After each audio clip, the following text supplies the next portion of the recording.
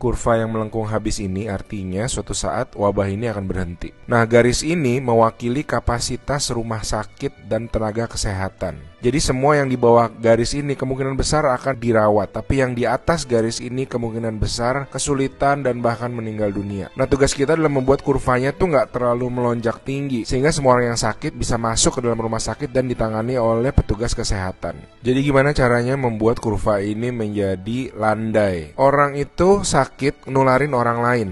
Nah, orang yang sudah sembuh, tubuhnya jadi punya imunitas, sehingga kemungkinan dia tertular lagi itu kecil atau hampir nggak ada. Sehingga caranya sebuah wabah apapun itu dari zaman dulu berhenti adalah ketika cukup banyak orang kena virusnya, lalu menjadi imun sehingga virusnya nggak bisa punya orang untuk ditularin lagi. Nah, kenapa selama ini kita perlu banget namanya social distancing atau ngejauhin diri? Animasi ini bagus banget. Ini contoh kalau semua orang bergerak bebas seperti biasa, nggak ada pikiran, semua tetap pergi konser, pergi jalan-jalan. Ini akan terjadi. Satu orang akan menularkan semua orang berbarengan, dan itu yang berbahaya. Seperti tadi kita ngelihat kurvanya ya. Pada akhirnya akan lewat dan pada akhirnya semua orang akan sembuh. Tapi karena kurvanya tinggi, banyak orang akan mati dalam prosesnya. Nah, yang terjadi di Cina dengan adanya lockdown, ditutup, membuat orang tidak sakit sekaligus berbarengan. Jadi kurvanya lebih landai kalau kalian lihat, sehingga memberi waktu untuk orang-orang menjadi sembuh dan akhirnya bisa melandaikan kurvanya.